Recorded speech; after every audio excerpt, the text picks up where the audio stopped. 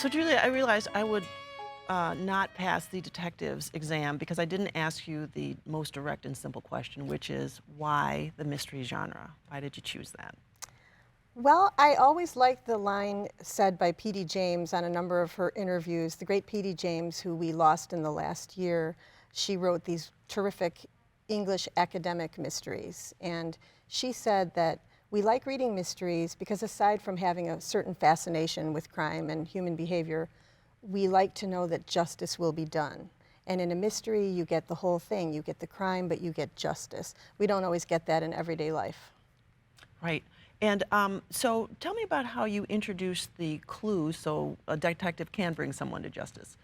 Well, I always have the basic idea of who my perpetrator is. And sometimes that will change because if I get to know a character and decide, no, I've decided they didn't do it, somebody else did, then I will have to alter my clues, obviously. But generally, I try to plant them. I'm certainly not as fantastic as Agatha Christie, who was the best at hiding in plain sight.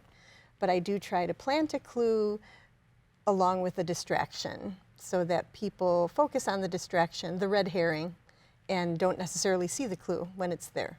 And so do people feel that that's something that they like about your books, that they can follow along and there's just enough to keep them guessing if they've got it right? Or I have had people in their reviews say that they thought it was well crafted or well plotted. Other people say plot was not the strength, the characters were the strength, so it might depend on the reader, but I have gotten some praise for my clues. so tell me about your characters. How do you come up with them? Often they just start as the basic premise of the plot, and then the character sort of organically develops from there. But I know this always makes writers sound schizophrenic, but they're often voices that you hear in your head, and then they kind of expand for you as you think about their dialogue. Mm-hmm.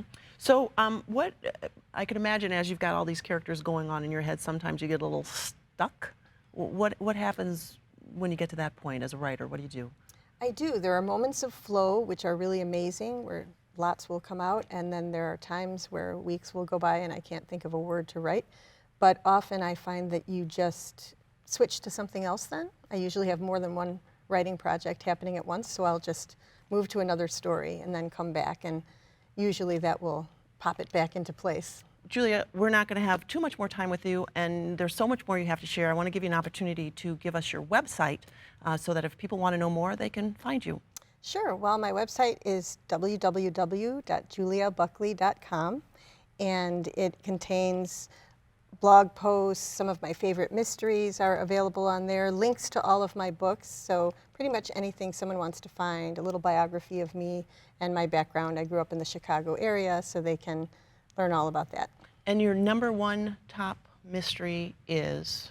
Crime and Punishment by Fyodor Dostoevsky. Not an exactly light read, would you Not say? a light read, and it's more than a mystery. It's a crime novel, it's a psychological novel, it's a novel of redemption and faith, and just a beautiful masterpiece that I think has inspired a lot of mysteries after it. Okay, fantastic. Julia, thank you so much for being here. We really appreciate Thank you. your time. I enjoyed it very much.